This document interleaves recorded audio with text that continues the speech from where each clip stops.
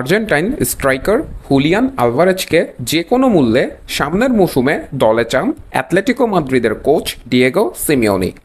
এমন একটি রিউমার বিগত কয়েকদিন ধরে অনেকগুলো নিউজ পোর্টালে ছড়িয়েছে। ম্যান সিটিতে যোগ দেওয়ার পর গত বছর চ্যাম্পিয়ন্স লিগ সেমিফাইনালে রিয়াল মাদ্রিদের বিপক্ষে গোল করেছিলেন হুলিয়ান আলভারেজ।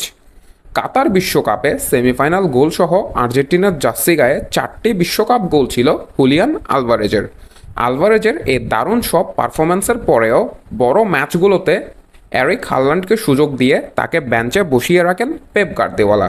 বিশেষ করে বড় কোনো ম্যাচে এরিক হাল্যান্ডের গোল শূন্য থাকার পরও ম্যান সিটিতে হুলিয়ান আলভারেজকে খেলতে হয় বেঞ্চে বসেই।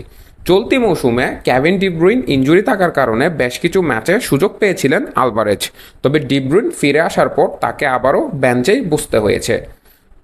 সমাপ্ত হওয়া মৌসুমে ম্যান সিটির হয়ে 54টি ম্যাচ খেলার সুযোগ পেয়েছেন আলভারেজ। 54টি ম্যাচে 19টি গোল এবং 13টি অ্যাসিস্ট সহ 32টি গোলে সরাসরি অবদান রেখেছেন হুলিয়ান আলভারেজ। তবে এই স্ট্রাইকারের ক্যারিয়ার গ্রো করার জন্য তার যতটা গেম টাইম পাওয়া দরকার সেটি তিনি বর্তমানে পেপ গার্দিওলার অধীনে পাচ্ছেন না। অন্যদিকে অ্যাটলেটিকো মাদ্রিদের স্ট্রাইকার আলভারো মোরাটার বর্তমান বয়স 32 বছর। সেই সাথে 30 বছর বয়সী মেম্ফিস ডিপেও গত মৌসুমে 25টি ম্যাচ খেলে মাত্র 5 গোল করেছেন। তাই এদের মধ্যে যে কোনো একজন কিংবা দুজন স্ট্রাইকারকে বিক্রয় করে দিতে চান অ্যাটলেটিকো মাদ্রিদ। তাই অ্যাটলেটিকো মাদ্রিদ বর্তমানে হুলিয়ান আলভারেজকে টার্গেট করেছেন, যেহেতু তিনি একজন আর্জেন্টাইন এবং ডিয়েগো সিমিওনের আর্জেন্টাইন প্লেয়ারদের প্রতি সবসময় একটি ফ্যাসিনেশন কাজ করে।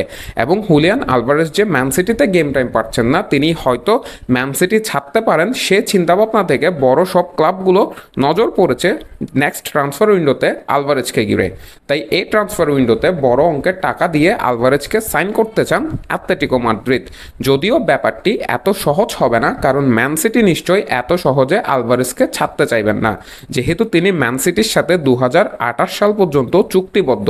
তাই ম্যান সিটি তাকে বিক্রয় করার জন্য অবশ্যই, যদি তিনি চলেও যেতে চান তাহলে ম্যান সিটি তাকে বিক্রয় করার জন্য মোটা অঙ্কের একটি টাকা দাবি করবেন।